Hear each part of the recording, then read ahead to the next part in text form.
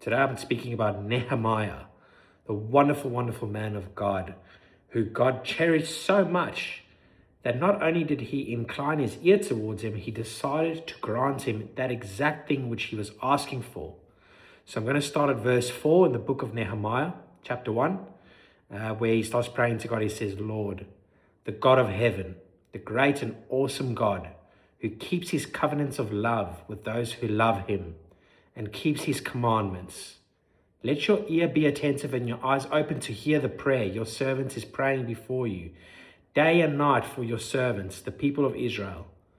I confess we Israelites, including myself and my father's family, have committed against you. We have acted very wickedly towards you. We have not obeyed you. We have not obeyed your commands, decrees, and laws you gave your servants Moses.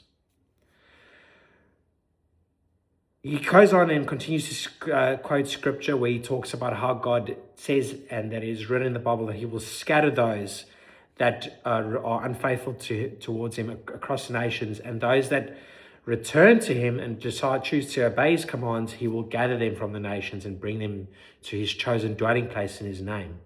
And Nehemiah says all these things to God, and God decides to incline his ear to him. And Nehemiah asks God, can you allow me a favor from the King Xerxes, and that he may grant me this request? And he starts off by saying, I was a cupbearer for the king. So he was the man that would take a cup to King Xerxes, a wine cup of grape juice, whenever he wanted to drink from a golden chalice. And he asks King Xerxes, King, can you grant me a request to go and heal the walls of Jerusalem?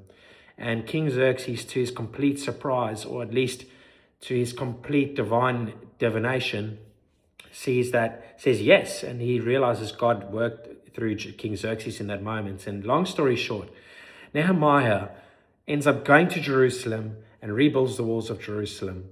Not only does he get the people of Jerusalem, the exiles there, to rebuild sections of the wall, which is all mentioned and honored by the Lord, he turns and inclines their hearts and minds back to the Lord. They worship God. They are in reverence of him.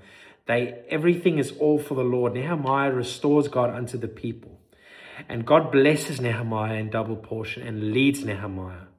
So a few lessons here. To be a wonderful man like Nehemiah, you need to have a heart for the things that God has a heart for, which at that time was Jerusalem and the doings of Jerusalem. You need to know how to pray to God. You need to be earnest with him. You need to confess earnestly your sin. And you need to seek him with all of your heart, and he will grant your requests like Nehemiah.